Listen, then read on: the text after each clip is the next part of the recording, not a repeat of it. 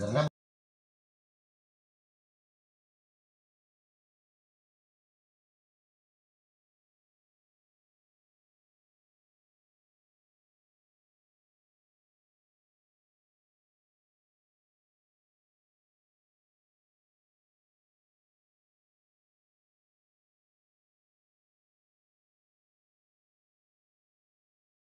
yang berhak mengelola adalah koperasi, Pak.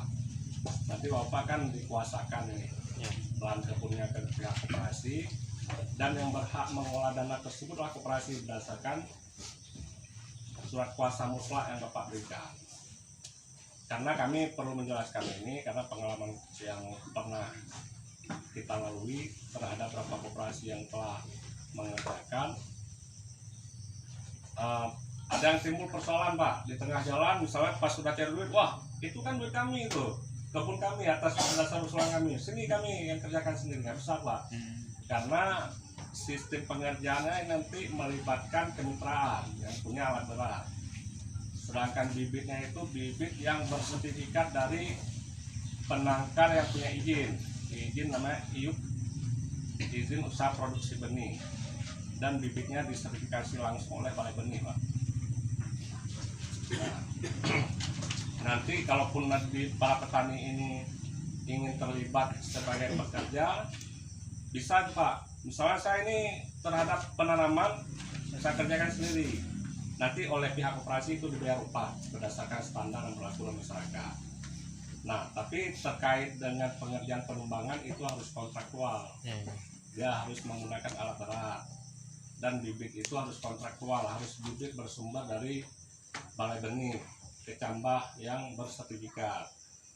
Masa perlu kita sampaikan nanti jangan di tengah jalan, wah kami ada bibit sendiri, itu kami tanam sendiri, kasih duit, nggak bisa. Karena nanti anggarannya pun DOD cuma langsung di pusat. Nah, selanjutnya dari anggaran yang dikucurkan 30 juta itu, sebenarnya petani ini punya bisa mengawasi, maksudnya masyarakat nanti jangan sampai terjadi makar atau segala macam ya. Kan masyarakat bisa mempertanyakan gimana nih kebun kami udah terbangun atau enggak, itu bisa, Pak. Tapi yang jangan diminta nanti duitnya itu bagi-bagi, nggak bisa.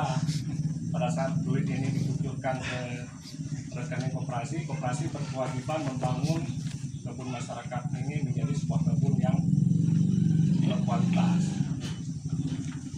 Nah, Pak, jadi selain agenda kami terkait dengan sosialisasi perihal apa itu PCR, kami selain itu punya kewajiban untuk memastikan bahwasanya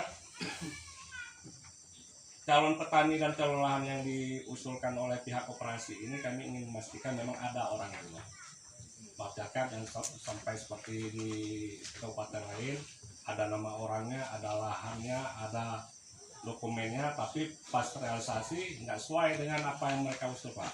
Misalnya mereka bisa aja membuat, wah ini koperasi ada 300 hektar, pas pengerjaan Pak yang ada faktanya 100 hektar, nah itu kan jadi temuan gitu, Pak.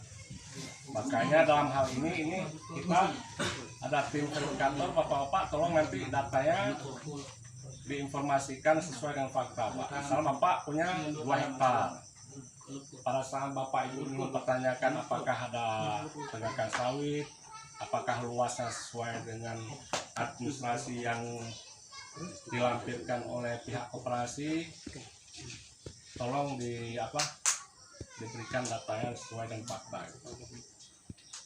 Nah, sementara sekian dulu apa yang pembukaan dari saya. Kita kalau ada yang kurang jelas bisa, Pak, presiden tanggung jawab sambil proses biaya pembersihan, penumbangan, ada biaya racun, ada saprodi, penanaman. Jadi di RAB itu yang diwajibkan dari anggaran 30 juta itu adalah sampai P1, Pak. P1 sampai penanaman, bisa jadi dimungkinkan untuk pemupukan awal. Nah, yang menjadi tanggung jawab koperasi pada saat itu penanaman lahan sudah bersih dan lubang pancang itu telah dilakukan dengan sesuai dengan kontur lahan, Nah, pada saat hal tersebut telah dilakukan dari item-item RAB itu, pihak koperasi sudah wajib menyerahkan kembali ke masyarakat. Jadi bukan nanti berkembang panjang ya Pak ya. enggak. Jadi kalau dari 30 juta itu misalnya pihak petani merasa kurang, wah kami kalau bisa ini dirawat sampai tahun ketiga, P3. Kan ada biaya perawatan lagi. Itu koperasi boleh menghimpun masyarakat kembali kesepakatan ini untuk disokong melalui dana pendamping. Kalau dana pendamping ini kredit lunak, tapi kredit bunganya yang disubsidi. Nah, jadi yang kaitan dari yang bersumber dari BPDTKS ini, pihak koperasi berkewajiban sampai penanaman P1. Berarti misalnya penjualan buahnya nanti nggak terikat gitu? Sudah dikembalikan kembali ke masyarakat. Tapi kalau masyarakat sepakat untuk melakukan kemitraan dengan perusahaan melalui kelembagaan yang diwadahi oleh koperasi, itu boleh disepakati ulang kembali penyerahan. Ini satu Pak kan. Kalau ini memang terlaksana Pak, kira-kira bulan berapa kita mulai berjalan? Kalau kaitan dengan cepat atau lamanya itu pencairan Pak, kita ini kan verifikasi ini kan berjenjang. Tapi yang sangat ketat dan agak membutuhkan waktu yang agak sedikit lama itu kabupaten.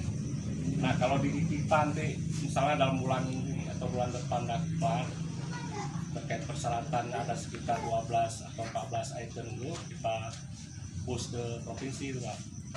Karena kami sebagai masyarakat awam nih Pak kan, kalau memang bisa cepat terlaksana. Tapi kalau bisa saya beri gambaran, kalau terhitung hari ini